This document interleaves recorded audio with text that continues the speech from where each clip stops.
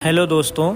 पाकिस्तान, तुर्की और अज़रबैजान नहीं चाहते हैं कि आने वाले समय में पिनाका एयर डिफेंस सिस्टम, आकाश एयर डिफेंस सिस्टम भारत और रशिया के साथ में मिलकर बनाया जाए।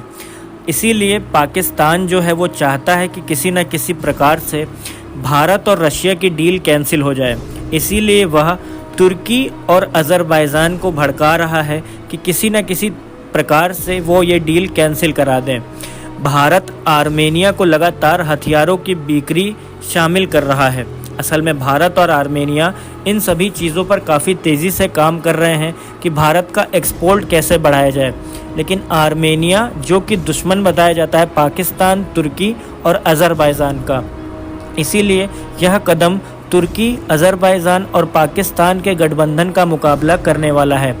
असल में आर्मेनिया को सारे हथियार भारत ही देता है और आर्मेनिया सारा संबंध यहाँ से भारत से रखता है। लेकिन आर्मेनिया सबसे बड़ा दुश्मन है पाकिस्तान, तुर्की और अज़रबैजान का। इसीलिए आर्मेनिया चाहता है कि ये सारी डील्स जो हैं वो रशिया से हों जल्द से जल्द और भारत में पिनाका, आकाश जैसी एयर डिफेंस सिस्टम जल्द से जल्द बन करके आर्मेनिया के पास पहुँच जाए। क्योंकि पाकिस्तान, तुर्की और अज़रबैजान आर्मेनिया के पुराने दुश्मन बताए जाते हैं, जो कि किसी न किसी समय आर्मेनिया पर हमला कर सकते हैं। आर्मेनिया और अज़रबैजान पुराने दुश्मन बताए जाते हैं। भारत और आर्मेनिया के रक्षा संबंध 2020 से बढ़ रहे हैं क्योंकि आर्मेनिया रूस से दूर हो रहा है। भारत लगातार आर्मेनिया को हथियारों की बिक्री बढ़ा रहा है। इससे तुर्की, अज़रबैजान और पाकिस्तान के बीच बढ़ते राजनीतिक गठबंधन का मुकाबला करने के प्रयास के लिए देखा जा रहा है। यह द्विपक्षीय साझेदारी ने भारत के क्षेत्रीय हितों को चुनौती दी है। हाल के भारत पाकिस्तान संघर्ष के दौरान तुर्की और अज़रबैजान ने खुलकर इस्लामाबाद का साथ दिया था और भारत की निंदा की थी। ऐसे में आर्मेनिया को बढ़ती भारतीय हथियारों की बिक्री को एक शक्ति संतुलन और तौर पर देखा जा रहा है, जिससे अज़रबैजान और तुर्की की टेंशन बढ़ रही है। अज़रबैजान और आर्मेनिया से पुरानी दुश्मनी है और दोनों देश एक दूसरे के खिलाफ हैं और आने वाले समय में लड़ाई भी कर सकते हैं। भारत और आर्मेनिया के बीच में रक्षा संबंध 2020 से लगातार बढ़ रहे हैं। इसका प्रमुख कारण है आर्मेनिया की अपनी पारंपरिक हथियार की आपूर्ति रूस से बढ़ती हुई जा रही है। मतलब आर्मेनिया भी नहीं चाहता है कि रशिया से वो हथियार खरीदे, इसीलिए वो सारे हथियार भारत से खरीदता है। 2020 से आर्मेनिया लगातार भारत से सारे हथियार खरीदता आ रहा है।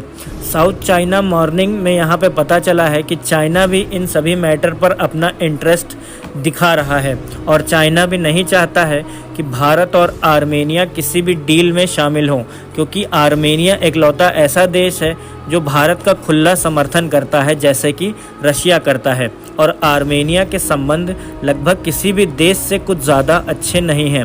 भारत 2022 की संधि के तहत आर्मेनिया को आकाश S1 सिस्टम प्रोवाइड कर दिया था। जो आकाश S1 सिस्टम हवा में ही मार गिराता है अपने सभी टारगेट्स को। साथ ही साथ जितने भी एयर डिफेंस सिस्टम भारत में बनाए जाते हैं वो सारे के सारे एयर डिफेंस सिस्टम आर्मेनिया के साथ में भेजे जाते हैं।